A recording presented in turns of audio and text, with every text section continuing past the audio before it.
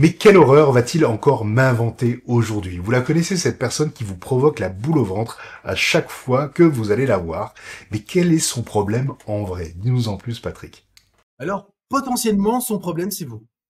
Euh, et c'est pas tellement vous, c'est le fait que vous ne fassiez pas ce qu'elle veut, comme elle veut, quand elle veut, que vous ne vous soumettiez pas à ses envies, ses désirs, ses besoins, elle, d'une manière ou d'une autre. Alors, comme je l'ai dit à chaque fois, un seul symptôme ne suffit pas. Cela dit, quand le symptôme, c'est effectivement d'avoir la boule au ventre, c'est effectivement d'avoir ce nœud dans la gorge quand on ouvre la porte du travail, c'est effectivement de se demander qu'est-ce qui va m'arriver encore aujourd'hui quand on s'assied au bureau, là, effectivement, potentiellement, c'est déjà toxique. En même temps, je vous invite quand même à faire un peu le tour des symptômes que je vais vous proposer ici, avec cette idée de groupe humain. Donc, vous êtes potentiellement face à la personne qui se sent être le chef d'un groupe. Et ça n'a rien à voir avec son niveau de rémunération, ça n'a rien à voir avec son diplôme. Dans sa tête à elle, c'est le chef du clan. Point à la ligne.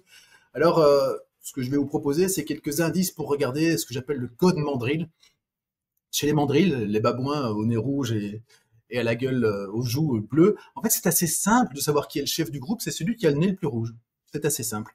Chez les êtres humains, c'est un peu plus compliqué. En même temps, quand vous voyez quelqu'un arriver dans une réunion comme ça, genre très content de lui, à vous regarder de haut, vous sentez bien qu'il n'est pas très soumis, quoi. Vous sentez bien que la personne qui arrive en regardant ses pieds, en s'excusant d'être là, eh bien, elle n'a pas la même approche du groupe, elle ne prend pas la même place. Donc ici, on parle de cette personne qui a une grande confiance, tendance à la confiance en soi, pardon. Alors c'est pas tellement qu'elle a raison, c'est juste qu'elle a une très très petite tendance à la remise en question. Par contre, elle est capable de vous remettre en question du début à la fin de la journée, tout le temps, et de, en fait, vous déstabiliser, parce que sa manière d'occuper le terrain, sa manière d'être le chef du groupe, c'est en fonction des besoins de jouer au rapport de force, de vous mettre dans un rapport de force, de vous déstabiliser, parce que rien de tel que déstabiliser quelqu'un pour pouvoir en faire son propre jouet, en faire ce qu'on veut. Donc cette personne, elle va tirer les ficelles. Alors, c'est pas forcément celle qu'on voit le plus, parce qu'elle a tendance aussi à s'entourer de ses lieutenants. Donc, les lieutenants qui souvent sont pires qu'elle, donc elles font régner sa loi, donc la loi du gars qu'on voit jamais, la voix ou de la femme qu'on voit jamais, hein, parce que c'est tout à fait interchangeable. En étant presque plus royalistes que le roi, donc elles sont encore pires. Et puis, à côté de ça, elles ont certains privilèges, ne serait-ce que celui de se faire offrir un verre à la fin de la semaine. Hein. C'est pas non plus des privilèges toujours dingues, mais elles ont à la fois les privilèges et surtout, elles sont jamais ennuyées, elles, parce qu'elles sont loyales. Et vous allez parler beaucoup de loyauté et de trahison chez ce style de personnes, parce que quand vous faites ce qu'elles veulent, pardon, vous êtes loyal. Si vous ne faites pas ce qu'elles veulent, vous êtes un traître. Donc, même si elles ne sont pas souvent là, on se réfère quand même toujours à elle et à sa loi. Donc, c'est une personne qui ne respecte pas les lois. Elle est au-dessus des lois. Par contre, elle impose les siennes. Elle les crée. Et parfois, ces règles, elles sont très informelles. Par exemple, elle a droit à la première part de gâteau quand on fait un drink entre collègues, par exemple. Hein. Ou bien elle a droit de signer la première la carte d'anniversaire. Ou bien, vous savez, elle a ce style de petits droits, mais c'est l'air de rien. Hein. Mais si vous ne lui laissez pas ce droit-là, vous allez en entendre parler longtemps. En plus, si jamais c'est un manager, mais ça marche aussi avec un collègue, si elle vous explique quelque chose, si elle attend quelque chose de vous, en plus, c'est jamais clair. C'est c'est pas évident, quoi, vous voyez. Et puis, quoi que vous fassiez après, c'est pas ce qu'il fallait faire. Bon, ça va très bien ensemble, évidemment. Mais chaque fois, ça a pour objectif de vous déstabiliser parce que vous arrivez en vous disant, ouh là là, j'ai pas fait assez bien, et on vous dit, ah super, c'est bien, et puis vous avez fait un très bon boulot le lendemain, on vous dit, c'est quoi ce truc? Jamais vous savez exactement comment vous positionner. C'est chaud, froid, donc c'est toujours, c'est rarement tiède. Hein, vous êtes chaud, on fait du froid, donc c'est toujours un peu entre deux. Mais quoi qu'il se passe de mal, c'est jamais de sa faute. Ça, c'est clair. Il se prend, il s'accapare, il s'approprie tous les succès. Et si jamais il y a le moindre truc qui peut vous reprocher, ça devient l'enfer pour vous. Parce que vous auriez dû savoir, il suffit de. Et si jamais elle rentre en phase émotionnelle, ça arrive. Là, toutes les émotions sont décuplées, c'est vraiment too much. Si vous avez des énormes crises de colère, ou bien même parfois des crises de larmes, c'est super théâtral. Et puis surtout, puisque vous êtes quelqu'un qui avait aussi, vous aussi des émotions, enfin j'imagine que ça peut vous arriver, vous vous dites, attends, entre ce qui s'est passé et l'émotion, Ça colle pas. C'est too much en fait. Il n'y a pas de mesure avec la situation. Quand vous êtes triste, vous êtes triste. Vous n'êtes pas dans une grande crise de larmes théâtrales pour une raison qui n'en vaut pas la peine. Et là, par contre, c'est un argument sur lequel ces personnes jouent de manière à vous faire ce qu'elles veulent. Une bonne crise de colère, en général, on dit ok, ça va.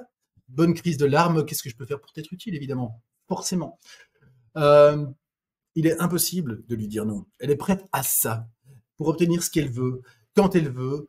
Elle est prête à se mettre en colère, donc à vous faire des émotions à la pas possible. Elle est capable de vous mettre une pression d'enfer, quitte à vous harceler jusqu'à ce que vous cédiez à ses avances.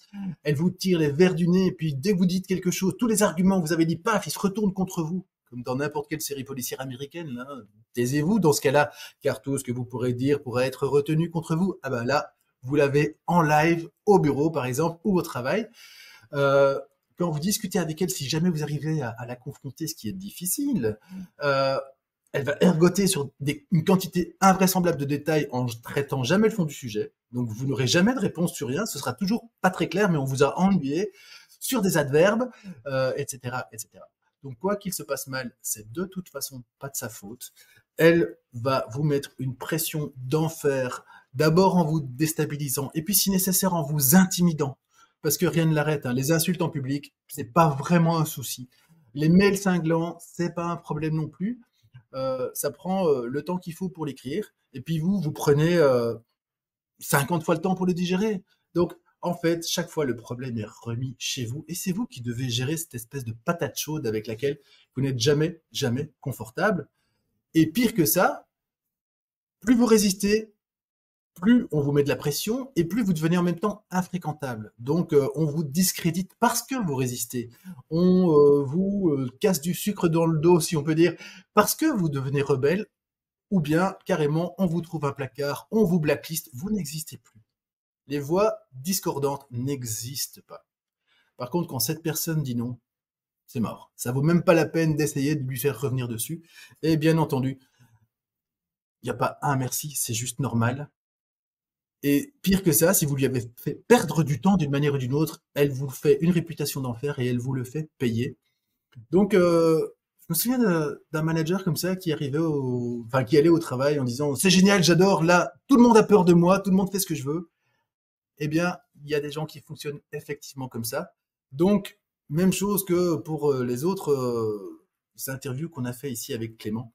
Je vous invite à faire le test tox ou pas tox pour voir si effectivement tous ces symptômes, vous les avez retrouvés. Donc, si pendant cette petite interview, vous avez retrouvé tous les symptômes, bah, grosso modo, là, ça devient effectivement toxique. Avec le petit test tox ou pas tox, vous saurez si ça vaut la peine ou pas d'intervenir et bah, comment faire pour regagner une place et pour, en fait, exister ici ou peut-être ailleurs. Ça, ce sera à vous de décider. Merci beaucoup Patrick. Faites vite le test, ça vous prend moins d'une minute. Et comme ça, bah, vous serez au clair. Cette personne est-elle toxique ou non?